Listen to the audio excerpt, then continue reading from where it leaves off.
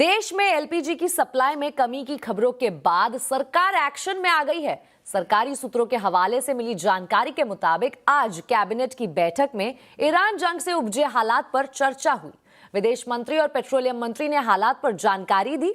सूत्र के मुताबिक अब देश में एलपीजी एलएनजी की सप्लाई में कोई दिक्कत नहीं है।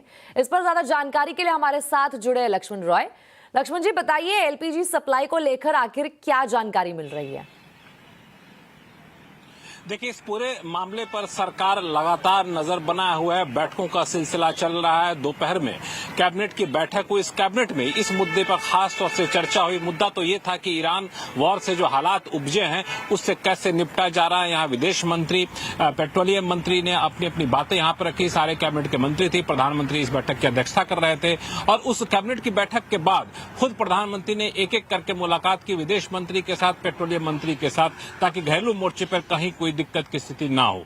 और जब हमने सूत्रों से पूछा कि आखिर हालात पर कैसे काबू पाया जा रहा है, उसमें एक जो राहत की बात है वो ये है कि कल तक एलएनजी एलपीजी की सप्लाई में जो दिक्कत महसूस की जा रही थी वो दिक्कत अब यहाँ पे कम होती जा रही है। ये सबसे बड़ी बात है। उसके पीछे दो खास वजह है। पहली वजह यह है कि स्ट्रेट ऑफ हॉर्मुज से जहां हम 40 से 45% तक कच्चा तेल का इंपोर्ट करते थे उस रास्ते से, लेकिन अब जो है इंपोर्ट पर निर्भरता कम हो गई है। अब स्ट्रेट ऑफ हॉर्मुज के अलावा दूसरे स्रोत से, दूसरे विकल्पों से 70% से ज्यादा कच्चा तेल इंपोर्ट किया जा रहा है, जबकि ये पहले सिर्फ 55% हुआ करता था। तो स्ट्रेट ऑफ हॉर्मुज छोड़ दे तो बाकी जगहों से दूसरे स्रोत से अच्छा खासा इंपोर्ट शुरू हो गया। दूसरी महत्वपूर्ण बात, जो रिफाइनरीज है, रिफाइनरीज अपनी पूरी क्षमता का 100% कैपेसिटी से काम कर रही है। अपने आप में बड़ी राहत की बात है। साथ ही साथ एक और महत्वपूर्ण बात यह है कि जो एलएनजी है उसकी सप्लाई, एलपीजी है, एलपीजी का प्रोडक्शन 10% बढ़ गया हुआ है। इसलिए बढ़ा है क्योंकि सारे रिफाइनरीज को कहा गया कि सारे दूसरे जो प्लांट हैं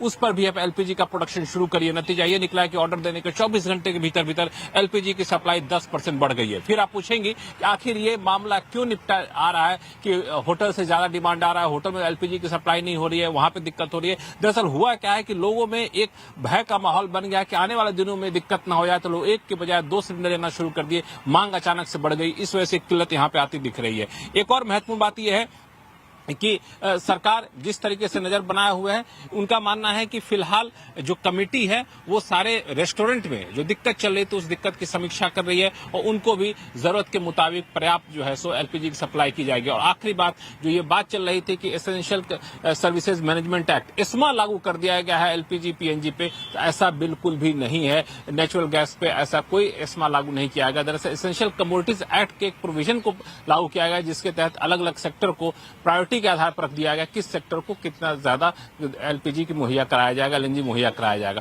तो ये दरअसल पूरा मामला है। चलिए, तो कुल मिलाकर एक राहत भरी खबर है हमारे लिए। लक्ष्मण जी, बहुत बहुत शुक्रिया इस पूरी जानकारी के लिए। यूएस ईरान युद्ध का असर रेस्टोरेंट और रसोई पर दिखने लगा है। स्ट्रेट ऑफ हॉर्मुज बंद होने से एलपीजी सप्लाई पर असर पड़ा है। यही वजह है कि घरेलू एलपीजी के लिए वेटिंग पीरियड बढ़ गया है। इधर रेस्टोरेंट और होटलों की संस्थानों ने कमर्शियल सिलेंडर की तंगी से कामकाज पर बुरा असर पड़ने की आशंका जताई है। देश में एलपीजी सप्लाई को लेकर क्या स्थिति और इसकी कमी से कहां और क्या असर देखने को मिल रहा है, पूरी डिटेल बता रही है मेरी सहयोगी कांचन नौटियाल। अगर आप इस वीकेंड किसी भी रेस्टोरेंट में जाने का प्लान कर रहे हैं, डाइन आउट का प्लान कर रहे हैं, तो हो सकता है कि आप ऑर्डर तो दें लेकिन आपकी टेबल तक खाना ही ना पहुंचे, बिकॉज ये जो वॉर है उसका इम्पैक्ट अब ग्लोबल लेवल पे नहीं, इंडिया के लेवल पे नहीं, बल्कि आपकी किचन से लेके रेस्टोरेंट तक भी आ पहुंचा है। ये तो हम जानते हैं कि जो स्ट्रेट ऑफ हॉर्मुज है वो कितना ज्यादा इंपॉर्टेंट है। उसके क्लोजर से एलपीजी की सप्लाई पे काफी बड़ा डेंट लगा है। इनफैक्ट जो कतर का प्लांट है वहां से भी जो हालात है वो बिगड़ते हुए दिखाई दिए हैं उसके बंद होने से। 60% जो एलपीजी है वो स्ट्रेट ऑफ हॉर्मुज के रास्ते से आती है, ये तो हम जानते हैं। लेकिन अब अगर हम बात करें इंडिया की, तो देखिए यहाँ पे बात काफी ज्यादा इंपॉर्टेंट है क्योंकि इंडिया के पास केवल 25 दिन का ही एलपीजी का स्टॉक जो है वो इस टाइम पे बचा है। अगर सिटी वाइज बात करी जाए तो सबसे पहले बात हम मुंबई की ही कर लेते हैं। मुंबई में 20% जो होटल्स हैं वो बंद हो गए हैं। आने वाले 2 से 3 दिन काफी ज्यादा इंपॉर्टेंट होने वाले हैं क्योंकि 50% होटल बंद होने की जो संभावनाएं हैं वो इस टाइम पे जताई जा रही है। अगर हम बात करें कमर्शियल गैस की, तो उसकी सप्लाई बंद है। डोमेस्टिक सिलेंडर का वेटिंग पीरियड 8 दिन का है और 2 से 3 गुना का जो बुकिंग ऑर्डर है वो बढ़ता हुआ दिखाई दिया है। आगे बढ़ा जाए, बेंगलुरु की अगर बात करी जाए तो होटल एसोसिएशन का काफी बड़ा फैसला आया है। आज से उन्होंने 3000 से ज्यादा रेस्टोरेंट को यहाँ पे बंद कर दिया है।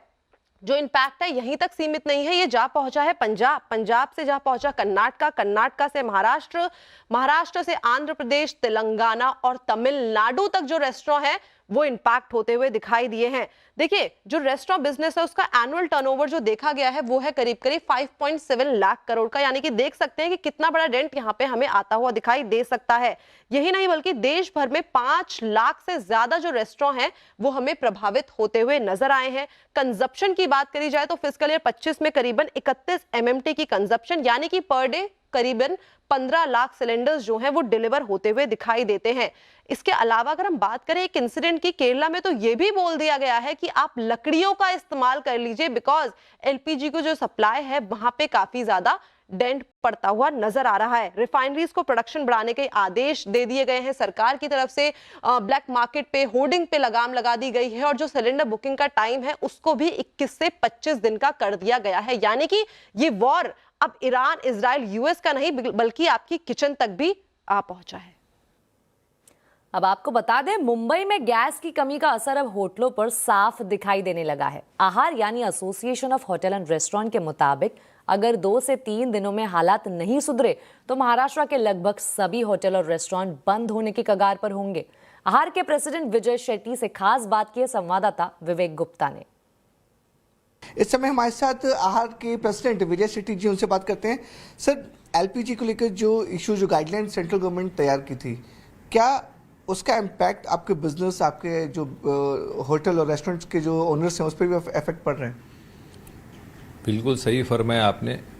जो इश्यूज़ अपना मिनिस्ट्री ने रिलीज़ किया है 5 तारीख को, तो उसके बाद से डेफिनेटली काफ़ी हमें LPG सिलेंडर का शॉर्ट सप्लाई हमने होटलियर्स लोग ने महसूस किया है और हमें 20% की होटल्स हमारी बंद हो चुकी है और इसी तरह अगर शॉर्ट सप्लाई चलते रहा तो आने वाले दिनों में इससे भी बड़े पैमाने में हमारा प्रभाव पड़ेगा इस शॉर्ट सप्लाई की वजह से।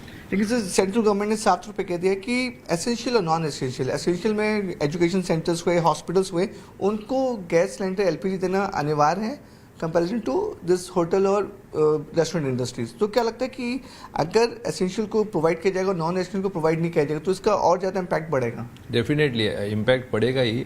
और सर, इसका प्रभाव मैं अभी भी बता रहा हूँ कि आज से ब्लैक मार्केटिंग चल रहा है। जो 1840 रुपये का सिलेंडर है 3000 रुपये में बिका जा रहा है ब्लैक मार्केटिंग में, और ये प्रैक्टिकली फिजिबल भी नहीं है ये इतना रेट्स में लेके धंधा करने का।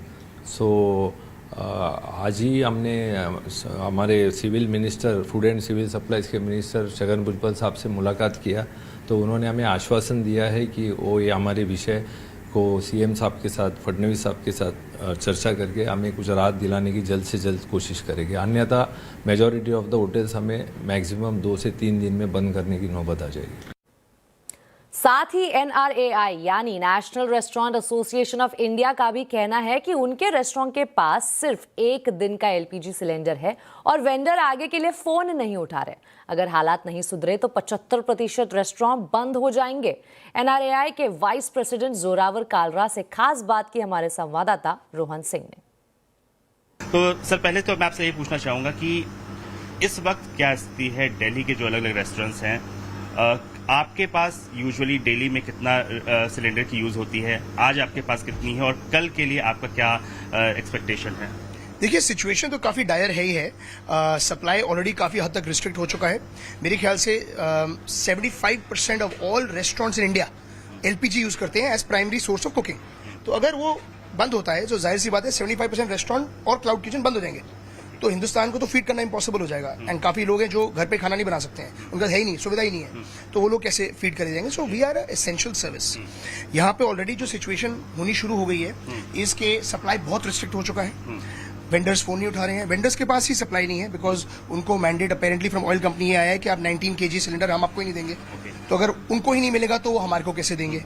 इस रेस्टोरेंट का अगर एग्जांपल लूं तो इस रेस्टोरेंट के अंदर तकरीबन 3 सिलेंडर रोज के यूज होते हैं और हमारे पास 3 ही बचे हुए हैं। 3 या 4 बचे हुए हैं। यानी आपके पास 1 या 1.5 दिन का मैक्सिमम। 1 दिन का हमारे पास बचा हुआ है, वो भी हमने प्रीएम्प्ट कर लिया था और कल एक्स्ट्रा मंगा लिए, वरना तो सिचुएशन ये होती कि आज शाम तक भी नहीं चल पाता। सो 3 से 4 सिलेंडर इस वक्त उनके पास पड़े हुए हैं और मेरे को नहीं लगता this will last more than 1.5 days. तो और ये स्थिति सिर्फ मेरे साथ नहीं है, ये स्थिति पूरे हिंदुस्तान के अंदर है और दिल्ली के अंदर तो है ही है, जो मैं जानता जहाँ पे हम खड़े हैं। और इसका इम्पैक्ट बहुत सिवियर हो सकता है to not just the economy but also to livelihoods. वहीं नोएडा के ज्यादातर रेस्टोरेंट में भी एलपीजी सिलेंडर की उपलब्धता 1-2 दिन की ही है। रेस्टोरेंट मालिकों का कहना है कि अगर हालात नहीं सुधरे तो उन्हें कुछ दिनों के लिए रेस्टोरेंट बंद करना होगा। कुछ रेस्टोरेंट मालिक मेन्यू कम करने या इलेक्ट्रिक या तंदूर जैसे विकल्पों पर जाने पर विचार कर रहे हैं। गाड़ी बिना तेल और रेस्टोरेंट बिना सिलेंडर चल नहीं सकते, तो जितना तेल बचा है गाड़ी में उतनी ही चल पाएगी, जितने सिलेंडर बचे हैं उतना ही रेस्टोरेंट चल पाएगा। तो ये समझना बहुत ज्यादा जरूरी है। अब हमें ऐसा लगता है कि जिस हिसाब से पैनिक सिचुएशन क्रिएट हो गई है रेस्टोरेंट्स के लिए, 1 दिन 2 दिन हद से हद 3 दिन डिपेंडिंग किसके पास कितना स्टॉक है उस हिसाब से कर लेंगे। हर रेस्टोरेंट अपने हिसाब से कुछ चेंजेस कर रहा है, मेन्यू को छोटा करने की कोशिश कर रहे हैं, इलेक्ट्रिक इक्विपमेंट्स के ऊपर जितना जा सकते हैं जिससे हम अप्लायंसेस के अंदर कर सकें, जो तंदूर हैं उनको किस तरीके से हम चेंज कर सकते हैं, क्या कर सकते हैं, क्योंकि कोयला बान भी है। तो सारी चीज़ों को मद्देनजर रखते हुए हम इंटरमीडिएटरी जो भी मेजर्स कर सकते हैं हम वो करना चाह रहे हैं। तो अब इस पूरी तस्वीर को देखते हुए सवाल आता है कि क्या अमेरिका ईरान युद्ध अब भारत के लिए एनर्जी संकट पैदा कर रहा है? आवाज अड्डा में हम आज इसी पर चर्चा कर रहे हैं। युद्ध विकट एनर्जी संकट, जरूर देखिए शाम 7:57 पर। इसी के साथ आवाज समाचार में वक्त हो चुका एक छोटे से ब्रेक का। खबरें आगे और भी है, बने रहिए हमारे साथ।